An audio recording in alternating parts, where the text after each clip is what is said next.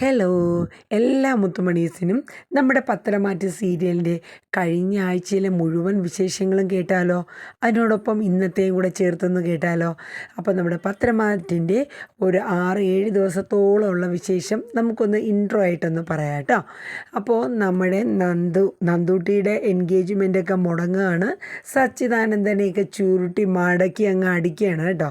പക്ഷേ ജാമ്യത്തിലിറങ്ങിയെങ്കിലും ഈ നാട്ടിൽ നിന്നൊന്നും സച്ചി പോയിട്ടില്ല. കാരണം സ്വന്തം നാട്ടിൽ പോയാൽ നാണക്കേടാണ്. കാരണം എന്ന് വെച്ചാൽ ടി വിയിലും മറ്റുമൊക്കെ ആയിട്ട് പല സോഷ്യൽ മീഡിയയിലും മറ്റുമൊക്കെ സച്ചിദാനന്ദൻ്റെ ജോലി പോയ കേസും സച്ചിദാനന്ദൻ കാരണം ഒരാൾ മരണപ്പെട്ടതും മറ്റ് പല കേസുകളും ഇങ്ങനെ ടി വിയിലൊക്കെ ആൾക്കാർ കണ്ടതുകൊണ്ട് സ്വന്തം നാട്ടിൽ പോയ ഒരു നാണക്കേട്. അതുകൊണ്ട് ചുറ്റിപ്പറ്റി ഇവിടെ തന്നെ നിൽക്കുകയാണ്. അപ്പോൾ അത് സച്ചിയുടെ രീതി അങ്ങനെ. അത് കഴിഞ്ഞ് പിന്നെ നമ്മുടെ നവീൻ്റെ ഒരു വിശേഷം നമ്മൾ പറഞ്ഞായിരുന്നല്ലോ.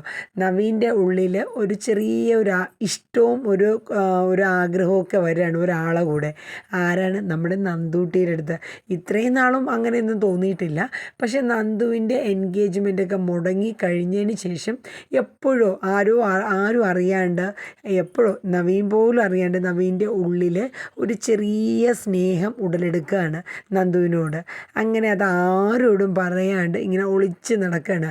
അപ്പോൾ ഒരു ദിവസം അനി നമ്മുടെ നവീൻ്റെ വീട്ടിൽ വന്ന സമയത്ത് നവീൻ പറഞ്ഞു, എനിക്ക് ഒരു പെൺകുട്ടിയെ ഇഷ്ടമാണ്, പക്ഷേ സമയമായിട്ടില്ല, ആ സമയം പറയുമ്പോൾ നീ ഒന്ന് സപ്പോർട്ട് ചെയ്ത് തന്നാൽ മതിയെന്നൊക്കെ അനിയുടെ അടുത്ത് പറഞ്ഞിട്ടുണ്ട്.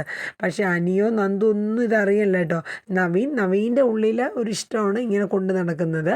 അപ്പോൾ നമ്മുടെ നന്ദുവിനും നമ്മുടെ അനിക്കും എന്തുകൊണ്ട് സന്തോഷമായി. നന്ദുവിൻ്റെ എൻഗേജ്മെൻറ്റൊക്കെ എല്ലാം മുടങ്ങി, എല്ലാം ഒരു സമാധാനമായി. അപ്പോൾ പക്ഷേ നന്ദുവിൻ്റെ അച്ഛനും അമ്മയും ഗോവിന്ദനും കനകയും ഒരു കാര്യം തീർത്ത് നന്ദുവിനോട് പറഞ്ഞിട്ടുണ്ട്. അതായത് ഒരു കാരണവശാലും ഈ അനിയുമായിട്ടുള്ളൊരു കല്യാണം, ഇപ്പം നിൻ്റെ എൻഗേജ്മെൻറ്റ് മുടങ്ങി അതായിക്കോട്ടെ, പക്ഷേ അനിയുമായിട്ടുള്ള ഒരു കല്യാണം ഒരിക്കലും ഞാനോ അല്ലെങ്കിൽ നിൻ്റെ അച്ഛനോ സമ്മതിക്കില്ല എന്ന് കനക തീർത്ത് അടിവരയിട്ട് പറഞ്ഞു. അതുപോലെ തന്നെ നമ്മുടെ അനിയുടെ അമ്മ ജാനകിയും പറഞ്ഞിട്ടുണ്ട്, ഒരിക്കലും അനിയുടെ നന്ദുവിൻ്റെ വിവാഹത്തിന് ഞാൻ ഒരിക്കലും സമ്മതമല്ല. അപ്പം ജാനകിയെ ഒന്ന് ഞൊടി പിടിപ്പിക്കാനാണെന്ന് തോന്നുന്നു അനി ജാനകിയുടെ അടുത്ത് പറഞ്ഞിരിക്കുന്നത്, എനിക്കിപ്പോൾ അങ്ങനെ നന്ദുവായിട്ടൊരു ഫ്രണ്ട്ഷിപ്പ് മാത്രമേ ഉള്ളൂ അമ്മ എന്നാണ്. കാരണം ജാനകി ആദ്യം മുതലും ഇപ്പോഴും പറയുന്നൊരു കാര്യം, ഈ തറവാട്ടിൽ നന്ദുവിനെ അനിയുടെ ഭാര്യയായിട്ട് കൊണ്ടുവരാൻ എനിക്ക് ഒട്ടും ഇഷ്ടമില്ല എന്ന് തീർത്ത് ജാനകി പറഞ്ഞിട്ടുണ്ട്. അപ്പോൾ അതുകൊണ്ട് അവർക്കൊക്കെ ഒരു സമ്മതം, നന്ദുവിൻ്റെ അച്ഛനും അമ്മയ്ക്കും അതുപോലെ തന്നെ അനിയുടെ അമ്മയ്ക്കും ഒരു സമ്മതമൊക്കെ ഒന്ന് കിട്ടുന്നവരെ വെയിറ്റ് ചെയ്യാമെന്നുള്ള രീതിയിലാണ് അവർ രണ്ടുപേരും അനിയും നന്ദുവും നിൽക്കുന്നത്. പക്ഷേ ബാക്കി എല്ലാവർക്കും ഇഷ്ടമാണ് കേട്ടോ. നമ്മുടെ മുത്തച്ഛന്, മുത്തശ്ശിക്ക്, നയനയ്ക്ക്, അതുപോലെ ആദർശിന്, അതുപോലെ അനിയുടെ അച്ഛനും വലിയച്ഛനും വല്യമ്മയ്ക്കും ഒക്കെ ഇഷ്ടമാണ് നന്ദുവിനെ അനിയും തമ്മിൽ ഒന്നിപ്പിക്കുന്നത്.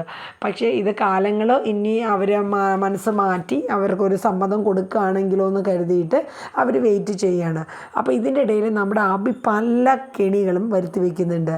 അതായത് നമ്മുടെ ഈ ജ്വല്ലറിയിൽ പല രീതിയിലുള്ള അവിടെയുള്ള സ്റ്റാഫുകളെ കയ്യിലെടുത്തും മറ്റുമൊക്കെ ആയിട്ട് പല ഇടപാടുകൾ, കള്ളക്കടത്ത് സ്വർണ്ണങ്ങൾ കൊണ്ടുവരികയും മൂർത്തി ജ്വല്ലേഴ്സിൻ്റെ സിമ്പലോട് കൂടി തന്നെ പല സ്വർണ്ണങ്ങൾ മാർക്കറ്റിൽ ഇറക്കുകയും അങ്ങനെയൊക്കെ പല ഉഡായിപ്പ് വേലകളും അബി ചെയ്യുന്നുണ്ട്. അബി പിന്നെ തുടക്കം മുതലേ ആ ഒരു രീതിയാണല്ലോ, അമ്മയും മോനും പറഞ്ഞിട്ട് കാര്യമൊന്നുമില്ല. അപ്പോൾ അങ്ങനെ കാര്യങ്ങളൊക്കെ ഈ ഒരു രീതി പോകുന്ന സമയത്ത് നമ്മുടെ നയനയ്ക്ക് ഒരു സന്തോഷ വാർത്ത ആദർശിനും നയനയ്ക്കും ഉണ്ടാവുകയാണ്. എന്താണ്? നയന വിശേഷം ഉണ്ടാവുകയാണ് നയനയ്ക്ക്. അങ്ങനെ അതെല്ലാവർക്കും തറവാട്ടിൽ വലിയ സന്തോഷം ഉണ്ടാവുകയാണ്. അങ്ങനെ ആ ഒരു സന്തോഷം എല്ലാവരും പങ്കിടുകയാണ്. ദേവയാനിയാണെങ്കിൽ പിന്നെ അതോടുകൂടി നമ്മുടെ നയനേനെ ഒന്ന് അനങ്ങാൻ പോലും സമ്മതിക്കുന്നില്ല. കാരണം എന്തെന്ന് വെച്ചാൽ, ഇനി എൻ്റെ മോളെ പൊന്നുപോലെ എനിക്ക് നോക്കണമെന്നും അവൾക്ക് ഒരു കുറവും വരാണ്ട് അവളെ പൊന്നുപോലെ നോക്കി എൻ്റെ മോൾക്കൊരു നല്ലൊരു കുഞ്ഞു ജനിക്കണമെന്നും എന്നുള്ള ആഗ്രഹത്തോടു കൂടി ആ ജാനകി നിലത്ത് വെക്കാണ്ട് നമ്മുടെ നയനേനെ കൊണ്ടുപോവുകയാണ്. അപ്പം അവർ കുടുംബത്ത് ഇങ്ങനെയൊക്കെ ആവുന്ന സമയത്ത് ഒരു വിശേഷ പൂജയൊക്കെ നടത്താറുണ്ട്. അപ്പോൾ അതിന് വേണ്ടിയിട്ട് മുത്തശ്ശി പൂജ നടത്തണമെന്നൊക്കെ പറയുന്നുണ്ട്. അപ്പം അതിൻ്റെ പരിപാടികളൊക്കെ നോക്കുകയാണ്. അപ്പോൾ ഈ സമയത്ത് നമ്മുടെ സത്യം പറഞ്ഞാൽ നമ്മുടെ നവ്യയ്ക്ക് ഭയങ്കര ദേഷ്യമാണ്. കാര്യം നവ്യ പ്രഗ്നൻ്റ് ആയ ടൈമിൽ ഇങ്ങനത്തെ ഒരു ഇതൊന്നും ആരും കാണിച്ചതുമില്ല. അതുപോലെ തന്നെ അബിക്കോ അല്ലെങ്കിൽ അബിയുടെ അമ്മയ്ക്കോ ഇങ്ങനത്തെ ഒരു സ്നേഹമൊന്നും ആ ടൈമിലുണ്ടായില്ല. അപ്പോൾ ആ സാഹചര്യത്തിൽ നമ്മുടെ നവ്യയ്ക്ക് അത്ര വലിയ ഒരു ഇഷ്ടമൊന്നും ഈ ഒരു പൂജയും അല്ലെങ്കിൽ മധുരം കൊടുക്കൽ ചടങ്ങിനോടൊന്നും വലിയ താല്പര്യമില്ലായിരുന്നു. എങ്കിലും മുത്തശ്ശിയും മുത്തശ്ശനും അവരെല്ലാവരും കൂടെ ചേർന്ന് അതിനുള്ള പരിപാടിയും ഡേറ്റും കാര്യങ്ങളൊക്കെ തീരുമാനിക്കുന്നുണ്ട്. അപ്പോൾ ഈ സമയത്ത് നമ്മുടെ നന്ദു ഈ നമ്മുടെ മൂർത്തി ജുവലേഴ്സിൻ്റെ ഈ കള്ളക്കടത്ത് സ്വർണ്ണത്തിനെ സംബന്ധിച്ച് ഇതിന് മുന്നേ ഒരു കേസ് നടത്തിയിട്ടുണ്ടായിരുന്നു. പക്ഷേ അത് പിന്നെ ക്ലോസ് ചെയ്തു. പക്ഷേ ആ കേസ് നമ്മുടെ നന്ദു വീണ്ടും റീഓപ്പൺ ചെയ്യണം. അങ്ങനെ ജ്വല്ലറിയിലുള്ള സ്വർണ്ണപ്പണിക്കാരനും പിന്നെ ഈ സ്വർണം ജ്വല്ലറിയിൽ കൊടുത്തുകൊണ്ടിരുന്ന ഒരു സുഭാഷ് എന്ന പേരുള്ള ഒരാളെയൊക്കെ കസ്റ്റഡിയിലെടുക്കുകയും ചോദ്യം ചെയ്തത് വഴി അബിയാണ് ഇതിൻ്റെ പിന്നിലെന്ന് ഉള്ള സത്യം നമ്മുടെ നന്ദു മനസ്സിലാക്കുകയാണ്. അങ്ങനെ നന്ദു ആദർശിനെ വിളിച്ച് കാര്യങ്ങളൊക്കെ പറയുന്നുണ്ട്. അപ്പോൾ ആദർശ് പറയുന്നുണ്ട്, ആര് തെറ്റ് ചെയ്താലും അതെല്ലാം പുറത്തു കൊണ്ടുവരണം നന്ദു, അതിപ്പോൾ ആരായാലും നിനക്ക് അതിനെ സംബന്ധിച്ച് എന്ത് നടപടികൾ വേണമെങ്കിലും നീ എടുത്തോളൂ എന്ന് ആദർശം പറയുന്നുണ്ട്. അങ്ങനെ നന്ദു ആ കേസ് ഏകദേശം തെളിയിച്ച് അത് ആരാണ് ഇതിൻ്റെ പിന്നിലെന്നുള്ളതൊക്കെ കണ്ടുപിടിക്കുകയാണ്. അബിയാണ് എന്നുള്ളത് കണ്ടുപിടിച്ചെടുത്തു. അപ്പോൾ ഈ സമയം നമ്മുടെ അബി നമ്മുടെ അനഘയ്ക്ക് ചെറിയ മാറ്റങ്ങളൊക്കെ വന്നു എന്നുള്ള ഒരു ഇൻഫർമേഷൻ കിട്ടി. അനഘയെ ഒന്ന് അപായപ്പെടുത്താൻ വേണ്ടി അവിടെ നോക്കാൻ നിൽക്കുന്ന ഒരു ഓമന എന്ന് പറഞ്ഞുള്ള ഒരു ചേച്ചിയുണ്ട് അനഘയെ നോക്കാൻ വേണ്ടിയിട്ട്. അവർ ഒന്ന് തുണി എന്തോ വിരിക്കാൻ പോയ തക്കം നോക്കി അബി ആ സമയമൊക്കെ മനസ്സിലാക്കി മറ്റൊരാളുടെ സഹായത്തോടെ അബി വെച്ചിരുന്നു. അങ്ങനെ ആ സമയം വന്ന് നമ്മുടെ അനഘയെ നെക്കി ശ്വാസം മുട്ടിച്ച് കൊല്ലാൻ വേണ്ടി വന്നതാണ്. പക്ഷേ അതിനിടയിൽ പെട്ടെന്ന് ആ നോക്കുന്ന ഹോം നേഴ്സ് ഓടി വരികയും അത് കണ്ടുപിടിച്ച് അബീനെ വഴക്ക് പറയുകയും അതിനെ തുടർന്ന് ഉടൻ തന്നെ ഈ അനഘയ്ക്ക് പെട്ടെന്ന് കാരണം ഒന്ന് റിക്കവറായി വന്നുകൊണ്ടിരിക്കുകയായിരുന്നു.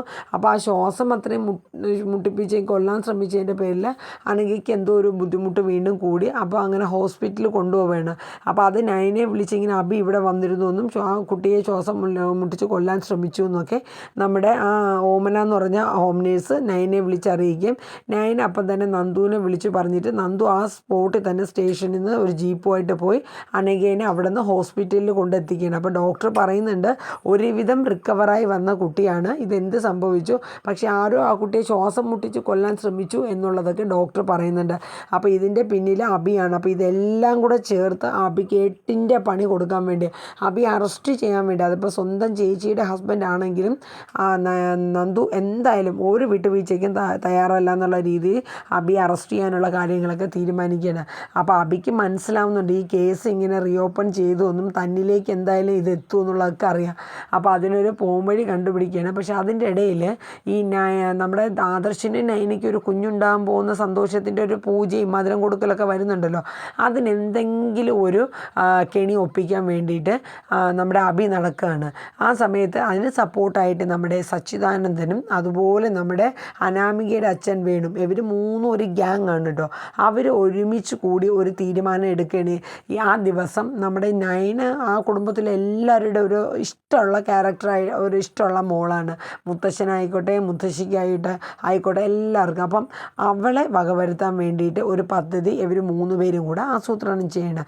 അപ്പം നമ്മുടെ സച്ചി ഒരു പദ്ധതി പറഞ്ഞു കൊടുക്കുകയാണ്, നമുക്ക് ആ പൂജാ ദിവസം ഒരു പാമ്പിനെ അവിടെ കൊണ്ടുവന്ന് ഇവളെ കടിപ്പിച്ചാലോ എന്ന്. അപ്പോൾ അബി പറയുന്നുണ്ട് പക്ഷേ പാമ്പൊക്കെ കിട്ടാൻ. അപ്പോൾ അബി ആലോചിച്ച് എത്ര പൈസ മുടക്കിയാലും ശരി അതിനുള്ളൊരു പോംവഴി ഞാൻ കണ്ടെത്തുമെന്നും പറഞ്ഞ് ഒരു പാമ്പ് പിടുത്തക്കാരനെ പോയി കണ്ടിട്ട് ഏറ്റവും വിഷം കൂടിയ ഒരു മൂർഖനെ തന്നെ റെഡിയാക്കുകയാണ്. അങ്ങനെ പൂജാ ദിവസം എത്തി. അപ്പോൾ ആ ദിവസം നമ്മുടെ നയനയും നമ്മുടെ ദേവയാനിയൊക്കെ ചെന്ന് ഒരുപാട് പൂക്കളും അതുപോലെ കാരണം പൂജാ ദിവസമല്ല അപ്പോൾ വീടൊക്കെ അലങ്കരിക്കാനും മറ്റുമൊക്കെ ആയിട്ട് ഒരുപാട് പൂക്കളൊക്കെ ഇങ്ങനെ പോയി മേടിക്കണം. അപ്പം പൂജാ ദിവസം ഇങ്ങനെ വിളക്കിലിടാൻ വേണ്ടിയിട്ട് കുറച്ച് അരളിപ്പൂക്കളും മറ്റുമൊക്കെ ആയിട്ട് ഒരു കൂടയിലാണ് കൊണ്ടുവരുന്നത്. അപ്പം ആ പാമ്പ് പിടുത്തക്കാരനും ഇതേപോലെ തന്നെ ഒരു അബി പറഞ്ഞതനുസരിച്ചിട്ട് രാത്രിയിൽ ഒരു കൂടയിൽ ഒരു പാമ്പിനെ കൊണ്ടുവരുന്നുണ്ട്. പക്ഷേ ഈ സമയം സച്ചി പറഞ്ഞു കൊടുത്തിട്ടുണ്ട്, രാത്രി എല്ലാവരും ഉറങ്ങിയതിന് ശേഷം വേണം നീ ഇത് കൊണ്ടുവന്ന് ഈ പാമ്പാട്ടിയെ കൊണ്ടുവന്ന് ഈ പാമ്പിനെ ഈ കൂടയ്ക്കകത്ത് തന്നെ വെക്കണം. കാരണം പിറ്റേന്ന് എന്തായാലും നൈനയാണ് ആ പൂവെടുത്ത് കൂട തുറന്ന് ഇങ്ങനെ പൂ ഇടാനായിട്ടിരിക്കുന്നത്. അപ്പോൾ ആ സമയം എന്തായാലും അവളെ കൊല്ലും എന്നുള്ളതാണ് ഇവരുടെ പ്ലാനിങ്. അപ്പോൾ അതിന് വേണ്ടിയിട്ട് നീ വീട്ടിലെ ക്യാമറകളെല്ലാം ഓഫാക്കി വെക്കണം. കാരണം ക്യാമറയിൽ പതിഞ്ഞ് കഴിഞ്ഞാൽ പണി പാളില്ലേ, അബി ചെയ്യുന്ന കാര്യങ്ങളൊക്കെ പണി പാളും. അപ്പോൾ അതുകൊണ്ട് നോക്കി കണ്ടു വേണം ഇത് ചെയ്യാൻ. അങ്ങനെ എല്ലാ പദ്ധതികളും അനുസരിച്ച് അബി പ്ലാൻ ചെയ്യണം. അപ്പം ജലജയ്ക്കും അബിക്കും മാത്രമേ ഈ കേസ് അറിയാവുള്ളൂ. അങ്ങനെ ഇവർ ഇയാളുടെ സഹായത്തോടു കൂടി ആ പൂക്കൂടയ്ക്കകത്ത് ഒരു ഒരു പാമ്പിനെ, മൂർഖനെ, വിഷമേറിയ പാമ്പാണ് കേട്ടോ, മൂർഖനെ കൊണ്ട് വയ്ക്കുകയും അങ്ങനെ കാത്തിരിക്കുകയാണ്. പിറ്റേന്ന് രാവിലെയായി. അപ്പോൾ സച്ചിദാനന്ദനും വിളിച്ച് ചോദിക്കുന്നുണ്ട്, എന്തായി അബി കാര്യങ്ങളൊക്കെ? എല്ലാം സെറ്റാണ്, സമയമായി വരുന്നതേ ഉള്ളൂ, പൂജയുടെ സമയം ആയി വരുന്നതേ ഉള്ളൂ എന്നിങ്ങനെ അബി പറഞ്ഞു. ഓക്കെ, എല്ലാം കഴിയുമ്പോൾ ഒന്ന് വിളിക്കണേ എന്ന് സച്ചി പറയുന്നുണ്ട്. അപ്പം വളരെ സൂക്ഷിച്ച് ചെയ്യണം കേട്ടോ എന്നൊക്കെ പറഞ്ഞ് എല്ലാം ഓക്കെ ആണെന്ന് സാറേന്ന് നമ്മുടെ അബിയും പറയുന്നുണ്ട്. അങ്ങനെ കാര്യങ്ങളൊക്കെ ഏകദേശം പിറ്റേന്ന് രാവിലെയായി. എല്ലാവരും സന്തോഷത്തോടെ അതിൻ്റെ ഒരുക്കങ്ങളൊക്കെ ആയി. അപ്പോൾ നയനയുടെ വീട്ടിൽ നിന്ന് അമ്മയും അച്ഛനും വരുന്നില്ല. കാരണം ഗോവിന്ദന് ഒരു പനിയും നീർക്കോളൊക്കെ ആയിട്ട് ഇരിക്കുന്നതുകൊണ്ട് ഗോവിന്ദൻ വരില്ല. പകരം നമ്മുടെ നന്ദു ഡ്യൂട്ടി കഴിഞ്ഞ് ഒരു ഉച്ചയാകുമ്പോൾ വരാമെന്ന് പറഞ്ഞിട്ടുണ്ട്. അപ്പോൾ ബാക്കി ആരും വരുന്നില്ല. അപ്പോൾ ബാക്കി അവരെ വീട്ടിലുള്ളവർ മാത്രം ചേർന്നാണ് ഈ പരിപാടിയും പൂജയും പിന്നെ മധുരം കൊടുക്കലൊക്കെ നടക്കുന്നത്. അങ്ങനെ പരിപാടിയൊക്കെ തുടങ്ങി, പൂജ തുടങ്ങാനുള്ള ടൈമായി, എല്ലാവരും വന്നെത്തി. പക്ഷേ നമ്മുടെ ജലജയും അബിയും മാത്രം അടുത്തോട്ട് വരുന്നില്ല കേട്ടോ. അവർക്കറിയാമല്ലോ ഇവിടെ പാമ്പുണ്ട്, ഇനി അഥവാ കൂടെ എങ്ങാനും തുറക്കുമ്പോൾ പാമ്പ് എങ്ങാനും എടുത്ത് പുറത്ത് ചാടിയാലൊന്നും പേടി കൊണ്ട് അവർ മാറി നിൽക്കണം. അപ്പം നന്ദു എത്തി. അങ്ങനെ പൂജയൊക്കെ തുടങ്ങി. അപ്പോൾ എനിക്കും വലിയ സന്തോഷമായി, നന്ദു വന്നല്ലോ, നന്ദുവിന് വീട്ടിൽ കയറാനുള്ള പെർമിഷനൊക്കെ കിട്ടി. അപ്പോൾ അതിൻ്റേതായ ഒരു സന്തോഷം അവരിൽ രണ്ടുപേരിലും ഒക്കെ ഉണ്ടായിരുന്നു. പൂജ തുടങ്ങി കൂടെ തുറക്കാനായിട്ട് പോകണം. അപ്പോൾ അങ്ങനെ കൂടെ തുറന്നതും അതിൻ്റെ അകത്ത് ഒന്നുമില്ലായിരുന്നു. അപ്പോൾ അബി ആകെ അന്തം വിടുകയാണ്. അപ്പോൾ ജലജ ചോദിച്ചു, ഈ കൂടയ്ക്കകത്തല്ലേ അബി നീ പാമ്പിനെ അയാളെ കൊണ്ട് വെപ്പിച്ചത്, എന്നിട്ട് എന്ത് ചെയ്യും? അപ്പോൾ അമ്മ അതെവിടെയോ ഇഴഞ്ഞ് മാറിയിട്ടുണ്ട്. അപ്പോൾ പിന്നെ അബിക്കും ജലജയ്ക്കും ഭയങ്കര പേടിയായി. കാരണം ഈ പാമ്പ് ഇഴഞ്ഞ് എവിടെയാണ് ഇരിക്കണേന്ന് അറിഞ്ഞൊരു ആരെ വേണോ കടിക്കില്ലേ, ഇതാ കൂടയ്ക്കകത്ത് തന്നെ ഉണ്ടാവും. നയനെ പൂ എടുക്കാൻ വേണ്ടി തുറക്കണത് നയനെ കൊത്തു എന്നുള്ള രീതിയിലുള്ള ആയിരുന്നു ഇവരുടെയൊക്കെ ഒരു കണക്ക് കൂട്ടൽ. അതെല്ലാം തെറ്റിമറിച്ചുകൊണ്ടല്ലേ ഈ സംഭവം. അവസാനം പൂജയൊക്കെ കഴിഞ്ഞു. അങ്ങനെ മധുരം കൊടുക്കലൊക്കെ തുടങ്ങുന്നുണ്ട്. ജലജയ്ക്കാണെങ്കിൽ നിൽക്കാൻ വയ്യ. അങ്ങനെ നമ്മുടെ അബി സച്ചിനെ വിളിക്കണം, ഇങ്ങനെ പാമ്പ് ആ കൂടയിലില്ലായിരുന്നു ഒന്നും. അപ്പം സച്ചി പറഞ്ഞു കൊടുക്കുന്നുണ്ട്, എൻ്റെ പൊന്നബി ഇനിയിപ്പോൾ പണിയാണ് ഇത്, എല്ലായിടും എവിടെയാണ് കയറിയിരിക്കണമെന്ന് പറയാൻ പറ്റില്ല, മേളിലത്തെ റൂമിലൊക്കെ വേണമെങ്കിലും സ്റ്റെപ്പ് വഴി കയറി പോകുമെന്നിങ്ങനെ സച്ചി പറയുന്നുണ്ട്. ആരെ വേണോ കടിക്കും, നീ എന്തെങ്കിലും പെട്ടെന്ന് ആലോചിച്ച് ചെയ്യുമെന്ന് പറയുന്നുണ്ട്. അബിക്കും ഇത് കേട്ടപ്പോൾ പേടി. അങ്ങനെ ജലജയും അബി അവരുടെ റൂമിലൊക്കെ ചെന്ന് നോക്കുകയാണ്, പില്ലോരടിയിലോ അല്ലെങ്കിൽ ഷെൽഫിലോ വിൻഡോയിലോ അവിടെ കർട്ടനൊക്കെ മാറ്റി നോക്കുകയാണ്. അപ്പോൾ ഇങ്ങനെ ജലജ നോക്കിക്കൊണ്ടിരിക്കുമ്പോൾ നമ്മുടെ നവ്യ വന്നിട്ട് ചോദിക്കുന്നുണ്ട്, അമ്മ എന്തായി നോക്കുന്നത്? അപ്പോൾ ജലജ പറയുന്നുണ്ട്, മോളെ അതെൻ്റെ ഒരു കമ്മൽ ഇവിടെ ചാടിയിട്ടുണ്ട്, കമ്മലിൻ്റെ ആണി ഇത് ചാടിയിട്ടുണ്ട്, അപ്പോൾ അത് നോക്കുകയാണെന്ന് പറയുന്നുണ്ട്. ഓ ആണോ, എന്നാൽ ഞാനും കൂടെ നോക്കാം അമ്മ എന്നൊക്കെ പറയുന്നുണ്ട്. എന്നിട്ട് കിട്ടിയൊന്നുമില്ല. അതുപോലെ നവ്യ റൂമിൽ ചെന്നപ്പോൾ നമ്മുടെ അബിയും എന്ത് സംഭവം കണ്ടില്ല എന്നൊക്കെ പറഞ്ഞ് തപ്പുന്നുണ്ട്. ഇതെന്തായാലും പറ്റിയതെന്ന് പറഞ്ഞ് നവ്യ ഇങ്ങനെ ചോദിക്കുന്നുണ്ട്. അതൊക്കെ കഴിഞ്ഞ് അങ്ങനെ മധുരം കൊടുക്കൽ തുടങ്ങി. അങ്ങനെ മധുരം കൊടുക്കാൻ എല്ലാവരും വന്നു. അങ്ങനെ ആദർശിനെയും നമ്മുടെ നയനേനെയും നടുക്കൊക്കെ ഇരുത്തി എല്ലാവരും ചുറ്റിനും നിന്നു. ആദ്യം ആദർശ് തന്നെ സ്വന്തം ഭാര്യയ്ക്ക് മധുരം കൊടുക്കണമെന്ന് പറയുന്നുണ്ട്. അങ്ങനെ എല്ലാ മധുരങ്ങളും കൊടുക്കുന്നു. അത് കഴിഞ്ഞ് ഓരോരുത്തരായിട്ട് മധുരം കൊടുക്കുകയാണ്. ലാസ്റ്റ് നമ്മുടെ പിന്നെ ജലജ കൊടുക്കുന്നുണ്ട്, അതുപോലെ തന്നെ നമ്മുടെ അബിയും കൊടുക്കുന്നുണ്ട്. അപ്പോൾ ഇത് കൊടുത്ത് എല്ലാവരും ഇങ്ങനെ നിൽക്കുന്ന സമയം നമ്മുടെ ജലജ നോക്കിയപ്പം പാമ്പ് ആ സെറ്റിയുടെ അടിയിൽ ദിവാങ്കോട്ടിൻ്റെ അവിടെ നിന്ന് ഇങ്ങനെ ഇഴഞ്ഞു പോരാ. അപ്പോൾ അബീനെ വിളിച്ച് കാണിച്ചു കൊടുത്തു. ജലജയ്ക്ക് പേടിയായിട്ട് പാടില്ല, എന്ത് ചെയ്യും? അപ്പം അവർ വെയിറ്റ് ചെയ്യണം, ഇത് ആരെങ്കിലും ചെന്ന് കൊത്തുമല്ലോ, ആരെയെ കൊത്തണേന്നുള്ളത് നോക്കട്ടെ എന്നുള്ള രീതിയിൽ വെയിറ്റ് ചെയ്ത് ഇങ്ങനെ ജലജയും അബിയും നിൽക്കുകയാണ് കേട്ടോ. മറ്റാരും ഇത് കാണുന്നില്ല, എന്താവുമെന്നും അറിയില്ല. ഇവർ മിണ്ടാണ്ട് നിൽക്കുകയാണ്. പിന്നെ കുറേ കഴിഞ്ഞപ്പോൾ ആ പാമ്പിനെ കാണാനില്ല. അപ്പം നന്ദു ഉണ്ട്. അപ്പം നന്ദു ഇവരെ രണ്ടുപേരെ ശ്രദ്ധിക്കുന്നുണ്ട്, മൊത്തത്തിലൊരു പന്തികേട് പോലെ. എന്നാലും നന്ദു പിന്നെ മൈൻഡ് ചെയ്തില്ല. കാരണം നന്ദുവിനെ പേടിച്ചിട്ട് അബി കിടന്ന് ഉരുളുന്നതാണെന്നാണ് നന്ദുവിൻ്റെ ഒരു കൺസെപ്റ്റ്. അങ്ങനെ കുറേ കഴിഞ്ഞപ്പോൾ പാമ്പിനെ കണ്ടില്ല. അപ്പോൾ അബിയും ജലജയും കൂടെ നോക്കണം, എവിടെയാണെന്നറിയില്ല. അപ്പോൾ ഇവരുടെയൊക്കെ മുമ്പിൽ കിടന്ന് ഇങ്ങനെ പേടി കാണിക്കാനും പറ്റില്ലല്ലോ ജലജയ്ക്ക്. ജലജ എന്നാലും പിടിച്ച് നിൽക്കണം. കുറേ കഴിഞ്ഞപ്പോൾ ജലജേനെ ഈ പാമ്പ് ജലജ പോലും അറിയാണ്ട് കാലിൽ വന്ന് ഒരൊറ്റ കൊത്ത്. അപ്പം തന്നെ ജലജ നിലവിളിക്കണം, അയ്യോ എന്നെ പാമ്പ് കുത്തിയെന്ന്. അപ്പോൾ എല്ലാവരും പെട്ടെന്ന് പേടിച്ചു പോകണം. അപ്പോൾ എല്ലാവരും ചോദിക്കും, പാമ്പോ? നീ എന്നെ പറയണ? ഞാൻ ഇന്നലെ സ്വപ്നം കണ്ടത് എന്നെ പാമ്പ് കടിക്കുന്നത് സ്വപ്നം, ഇപ്പോഴത്തെ എൻ്റെ കാലിൽ നോക്കിയ പാമ്പ് കുത്തി. അപ്പോൾ നോക്കിയപ്പോൾ കാണാൻ പാമ്പ് കുത്തിയതുപോലെയുള്ള രണ്ട് ഇതുകൊണ്ട് ബ്ലഡും വരുന്നു. വരുന്നുണ്ട്.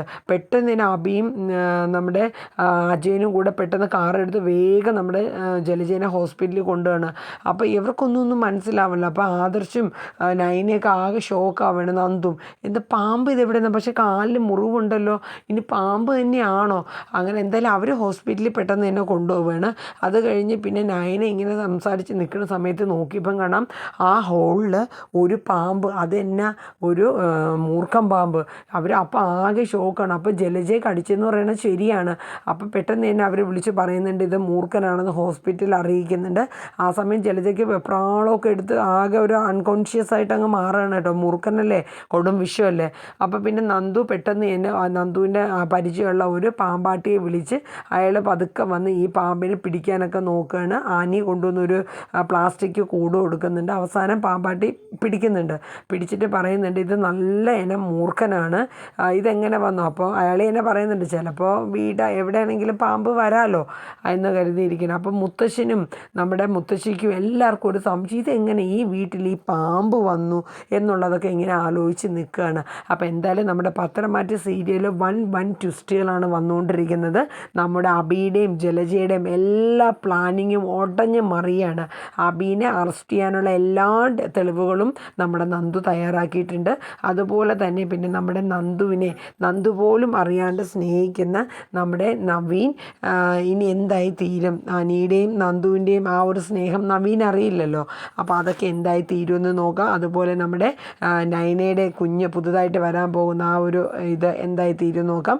അതുപോലെ തന്നെ നമ്മുടെ അനഘയുടെ ജീവിതത്തിൽ ഇനി എന്തെങ്കിലും ബുദ്ധിമുട്ടുകൾ ഉണ്ടാകുമോ? അബി ചെയ്ത ആ ഒരു 8ൻ്റെ പണി അനഘയുടെ ജീവിതം നല്ല രീതിയിൽ വന്ന ഒരു ഇമ്പ്രൂവ്മെൻറ്റോടെ വന്നതായിരുന്നു. അതിനി എന്തെങ്കിലും ദോഷമായി മാറുമെന്നൊക്കെ നമുക്ക് നോക്കാം. അപ്പോൾ ഞാൻ പത്രമാറ്റ് സീരിയൽ ആഴ്ചയിലാണ് ഇടുന്നത്. അപ്പോൾ കഴിഞ്ഞ ഒരാഴ്ചയിൽ ഏകദേശം പത്രമാറ്റിൻ്റെ ഒരു സ്റ്റോറിയാണ് ഇൻട്രോ പോലെ ഞാൻ പറഞ്ഞത്. നിങ്ങളെല്ലാവരും നമ്മുടെ വീഡിയോസൊക്കെ ഒന്ന് കണ്ട് സപ്പോർട്ട് ചെയ്യണം. Thank you, by.